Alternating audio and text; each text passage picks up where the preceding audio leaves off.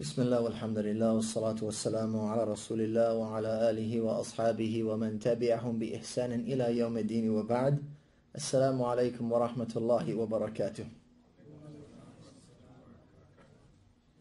So it's a great pleasure of mine this evening to begin a new program, which will be an ongoing program. And the program's entitled A Look into the Unseen, a catchy title to mean Aqidah, which is our creed and our belief in Allah subhanahu wa ta'ala and the various things that we've been prescribed and obligated to believe in as Muslims. Aqidah, a subject that perhaps one could say is the most important subject that you need to know about. It's that which defines the Muslim, the believer and the non-believer. A person that prays, they can be of sound Aqidah and have their prayer accepted. And a person that prays and is the opposite of that would face great detriment in the hereafter. It is the questions that will be asked in the grave that will be based on our Aqidah. Who is your Lord? What is your deen? And who is your Prophet sallallahu alaihi wasallam? These questions were not questions about your a'mal, your deeds and actions. They were questions about your belief and your faith. And so it is extremely important that this is what we talk about from time to time. The Prophet ﷺ, when he came to his companions, it was this very subject that he began with, talking about Allah Azza wa Jal, sharing with the companions the revelation of Allah subhanahu wa ta'ala. And those ayat, they were all in reference to either Allah himself, subhanahu wa ta'ala, his qualities and characteristics, his names and attributes, or it was about the akhirah, the hereafter. So these were the things that were sent down by Allah Azza wa Jal first, to show their great importance. And the precedent that was set by the Prophet ﷺ in this regard is something that we also have to look at as an example, that we take time in those things that we learn and we read about, and we spend some time in this particular subject. So the book that we're going to be reading from, and there'll be an explanation of this book, is entitled Al-Aqidah At-Tahawiyah. And this is a very well-known book, a very famous book. It is a very old book. This is one of the early works on this topic, Al-Aqidah Al-Islamiyah, one of the great works that has been recognized by the vast majority of scholars, past and present, of being sound in its information and authentic. So what I'd like to begin with tonight is to talk about the author of this book. The book itself, the actual text of it is quite short, is a few pages in length when you look at it, but the meaning of it is extremely comprehensive and it embodies the major points of the Muslims' creed and their faith. And when you begin to explain it, you can write volumes, and that's what's happened. This is a book that I studied when I was in the university in Al-Madinah. This was part of our curriculum. This particular copy that I'll be reading from is 2 volumes, so you can get an idea of the extent of the explanation that was published and printed, and the amount of time that various other scholars have put into studying and explaining and expounding and clarifying the words that were written by this great Imam At-Tahawi. So to give you a little background, because it's always interesting to me to learn about the author and what they were doing in their society, how that affected them, where they're coming from. And Imam At-Tahawi is extremely interesting as a personality because of the drastic changes that happened in his life. And I think it's very pertinent at this particular juncture in our time period. So we look at Imam At-Tahawi, whose name was actually Ahmed, his first name Ahmed, and he was called At-Tahawi. His father's name was Muhammad, and he was a product of Egypt. Right, and this was back in the days, of course, and that's where his name of Tahawi came from a small village called Taha. Taha, with a alif mamduda on the end, which makes the long vowel sound. Taha, for those that are taking the Arabic class. All right, so this was Taha was a small village in what is called today Sa'id. Sa'id is kind of like an area in Egypt, and it's quite a large area. And it's connected to the Nile River from the top of it and to the bottom. And Sa'id has many different cities and areas in it. And it's distinguished as an area in Egypt because it's right on the Nile, both sides, the right and the left. And it's known for its cultivation. It has a lot of farmland in that area. And even when you fly over Egypt, you'll notice the distinct lines of brown and green when you get close to the Nile River, where it flourishes and there's farmlands and things like that. And it's become known today as the farm area. People are kind of like you would consider in the United States, the Southerners, the country people, the farmers, and those types. And so this is where Imam At-Tahawi was born and he grew up. Imam At-Tahawi, Ahmad ibn Muhammad, rahimahullah, he grew up in a situation like many of the previous scholars before him, in that his parents were also very knowledgeable in terms of their Islamic background and education. And it shows you here that this is the role that the parents have with their children. That all of the great scholars of the past, their education for Islam, it began in the home. They began memorizing the Quran, many of them completing that memorization at a young age, 7, 8, 9, 10, 11, and 12. And they will go on immediately to further their studies, and they'll become proficient in many different Islamic sciences at a young age. Not to mention the other pursuits that many of them had, some of them becoming great scholars in various fields like science and medicine and astronomy and so on and so forth. So Imam At-Tahawi, this is how he grew up, in a house that was considered a house of knowledge, a house of righteousness, of piety, of religious practice and observance. And this was his first school. His father, named Muhammad, was considered to be a scholar himself in the Arabic language and in poetry. He used to recite lots of poems, and he would be able to recount many different poems from the past. So this is actually one of the fields of study in Islam, is the Arabic language, because it carries a great weight in terms of understanding the religion, as well as playing a role in its legislation. If we don't understand the Arabic language and its structure, often we'll be unable to arrive at a conclusive ruling, halal or haram, wajib or mustahab, and so on and so forth. So this was his father, and his mother, believe it or not, was considered to be from amongst the companions, or surrounded Al-Imam Al-Shafi'i rahimahullah.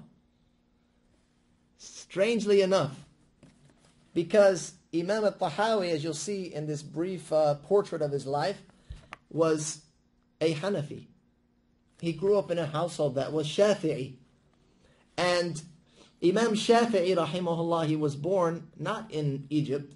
There's actually a difference of opinion whether he was born in Yemen or whether he was born in Palestine. Asqalan is what the place is called, a small town as close to Israel in that area. And the stronger opinion is that he was born in Asqalan. But Imam Shafi'i rahimahullah, one of the greatest scholars of our history, very well known for his work in fiqh and in aqidah and in various other sciences of Islam, he was from the time period between 150 to 204 Hijrah calendar.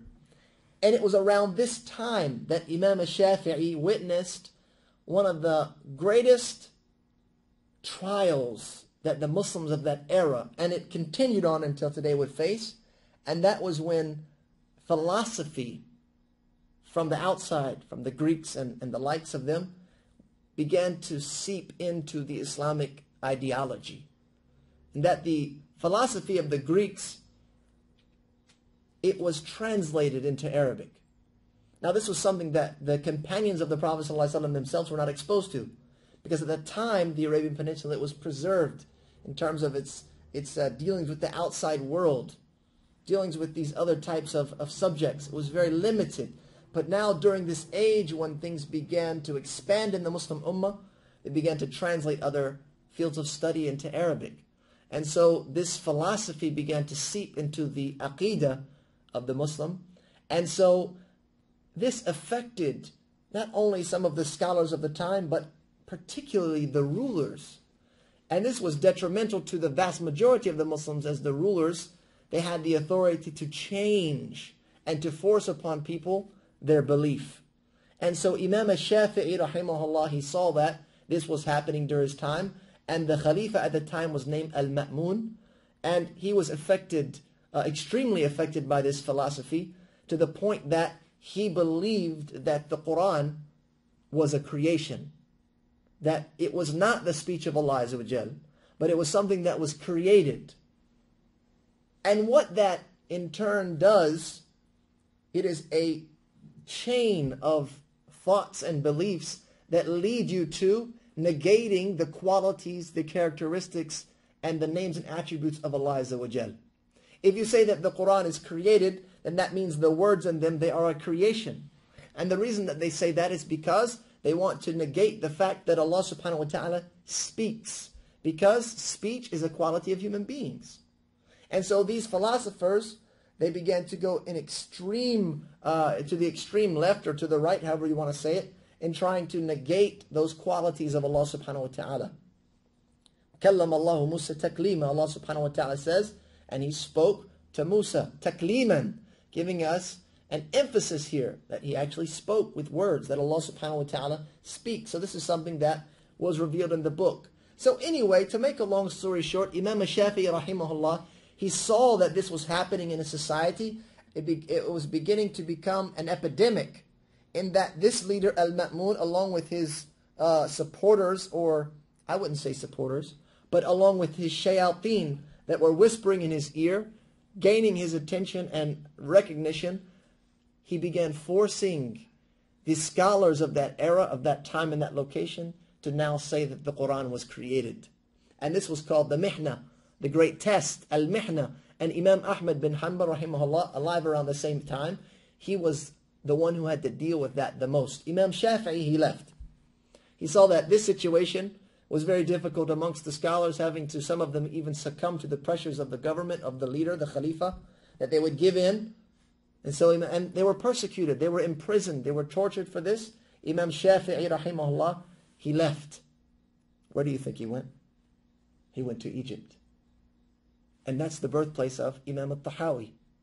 And Imam Shafi'i, born in 150 Hijrah calendar, passed away in 204 as some document. So you can see that Imam Tahawi, who was born in 239, his parents were around during the time of Imam Shafi'i, or some of their family members, like the older brothers or sisters or uncles or aunties or parents, were around during the time of Imam Shafi'i. So they were there witnessing this great Imam, and they were in the same area. So you can see that Imam Tahawi, he grew up in a house, in an environment that Imam Shafi'i rahimahullah just left, just passed away, was just there and laid down the foundation of Imam At-Tahawi's education and his madhab. So Imam Tahawi, he memorized the Quran at a young age. He memorized the Quran from a very famous person, Abu Zakaria Yahya ibn Muhammad, who was a teacher of the Quran in Masjid Amr ibn al-As, which was in Egypt. Masjid Amr ibn al-As was named after the companion of the Prophet ﷺ, Amr ibn al-As radiallahu anhu, and it was a masjid that he built when he was giving da'wah in that area of Egypt. So it was considered to be the first masjid in Egypt. And it's still present until today, that masjid, Amr ibn al-As. And so this is where all of the great scholars would come and they would teach. And Imam Shafi'i rahimahullah was one of the teachers in this very masjid. So you can see that there's kind of a culture here. There's a heritage of knowledge, a heritage of thinking, a heritage of learning and studying. And it was at this very masjid that Imam At-Tahawi memorized the Quran at a very, very, very young age. This one, Abu Yahya, it was said about him that he was such a master of memorization and of the Quran that there wasn't a pillar in the masjid that he hadn't completed the Quran on that pillar. You know, the habit of the student and the teacher, the shaykh, was that the shaykh would lean against the pillar and the student would sit in front of them and they would begin to recite. So from time to time, the shaykh would move from one pillar to the next, changing his place in the masjid. So he had moved around the masjid in its entirety, which was quite a large building. And the pillars that time were very frequently placed to support the roof.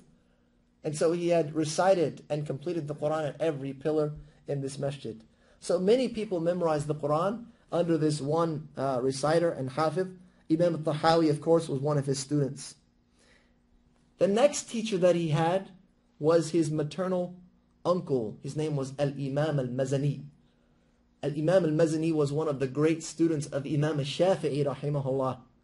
Imam Al-Shafi'i had a large number of students. Many of them came from within the neighborhoods of Egypt and some from outside. Imam al-Mazani was his maternal uncle, related to his mother, who was, as I said, considered to be from Ashab al-Imam al-Shafi'i, or Ashab al-Imam Shafi'i, the companions of this great Imam. And he was a master and a practitioner of the Shafi'i madhab. And he wrote a book called Mukhtasar, meaning the summary. And it was the summary of his teacher's words and his principles, Imam Shafi'i. And so, Imam At-Tahawi, he grew up learning this madhab of Imam al-Shafi'i rahimahullah, memorizing it and reciting it back to his teacher, who was his uncle. So this was his teenage years. Now, interestingly enough, having grown up in this environment, having grown up with the contemporaries of his uncle, all of his uncle's, you could say, classmates and fellow students of Imam al-Shafi'i, you could see that he was swimming in a pool of Shafi'iyya, if you want to say that. At the age of 20, something happened. At the age of 20, he changed his madhab. At 20 years old, now a lot of people at 20, these types of decisions are few and far between. 20-year-old, you're thinking about hopefully marriage, if not the car or the job you're trying to get, or just trying to get out of college, or if you're going to have pizza or Chinese or things like that for dinner, right? But these people at that time, were different. They were different people. They were brought up in a manner that was not like we have to deal with the Xbox and the PlayStation and the internet and the Twitter and the Facebook and these things that they keep you young, but they were given great responsibility and they were encouraged to flourish at a young age, to excel. And so here this man of 20 years now taking a decision. And a decision like this is not something that's simple, because you're changing not your religion, but for many people to say, I'm going to change madhabs, I'm not going to be Hanafi anymore, I'm going to be Maliki or Shafi'i or Hanbali, it's something very big. And amongst a culture and a family, it can be almost impossible. It takes somebody very resolute, very strong. Personality is very strong. And they have sound understanding so that they will be able to handle any type of debate or argument or questioning. So, Imam At-Tahawi, he did this at 20 years of age, changing from the Shafi'i madhab to the Hanafi madhab. And he faced a lot of questions as to why he did this. Believe it or not, his uncle, Imam al-Mazani, who was his teacher and practitioner of the Shafi'i madhab, the student of Imam al-Shafi'i, he used to read from the books of Abu Hanifa. He used to read from them constantly. They asked Imam At-Tahawi, why did you change your madhab? You were Shafi'i, now you become Hanafi. He says, I used to see my uncle reading these books constantly, all of the time, reading these books, the books of Imam Abu Hanifa. And even Al-Imam al-Mazani, even though he read the books of Abu Hanifa, he still was a practitioner of his madhab, the Shafi'i madhab, and occasionally, or one time, he wrote a refutation against Abu Hanifa. Now this wasn't like a disparagement of the Imam, that he's this and that and so on and so on forth, but a knowledgeable refutation. Some of the things he said were this, why I think they're wrong are for this reason, and the evidence are for this reason, so on and so forth. So he used to see this, and he was also in an environment that during that time, you could say the capital of the Islamic world was Baghdad in Iraq today. Now in Iraq, that's the place of Abu Hanifa. That's the place that he was buried. Abu Hanifa was considered to be either Persian, from Persian origin, or Afghani, which they're very close in the region. But he ended up in Baghdad, where he was a great scholar of that era, a great scholar of that land, was almost appointed to be a judge, but refused out of his piety and his desire to refrain from these high positions. And he passed away in Baghdad. And in Baghdad, that's where the majority of people became Hanafis. So what happened in Egypt, the Khalifa was sending judges around the various different Islamic lands. And he would send judges from Baghdad, and they would go into Jordan and Palestine and Syria, and he would send them into Egypt as well. So now you've got a situation where there's Shafi'i, and there's Hanafi. Both of them are there together in the same place, in the same masjid, in the same area. Both of them are teaching their madhab, teaching their principles and their fiqh, and they're having debates and arguments with one another in the masjid, in a setting that's civil, of course. You're talking about scholars. When two scholars get together, they begin to argue. Not bickering and fighting, but bringing points, bringing evidence, bringing Quran, bringing Sunnah, bringing Hadith, so that they can make their point in a very academic manner. So Imam At-Tahawi was witnessing this as a young child, at 20, as a young man, and he said that he was overcome with the evidences that were given from these great judges of Baghdad that were practitioners of the Hanafi madhab. And he was satisfied with this madhab, and so he changed his direction. Now, this is not something so that we understand the madhab. It's not a different religion, but it's a different, I guess, presentation of the fiqh, of the worship, and of the dealings and interactions and things like that. Though all of these great imams, they had the same belief, the same aqidah. And that's what unified all of them together, including Imam At-Tahawi. So these are just a few of the reasons why he changed his madhab. But at the same time, he was not considered a blind follower. That he was an academic. He was a scholar. He looked at things with an opened mind. He would look for the evidence. He would look for what's strongest opinion, whether it was an ayah or a hadith or an understanding of what the ruling meant from those things. And there's actually a very beautiful illustration of this that Imam At-Tahawi, who became, of course, extremely famous and well-known, even during his lifetime, and had many students that would come and learn from him. And it was said that his son, who was named Ali, Abu al-Hasan was his nickname, Abu al-Hasan Ali, he said one time, talking about his father, I heard my father talking, and he was talking about a man by the name of Abu Ubaid ibn Harbawayh. Abu Ubaid ibn Harbawayh was a contemporary of Imam At-Tahawi. And Imam Tahawi said, this guy Abu Ubaid al-Harbawayh, we used to discuss issues, religious issues.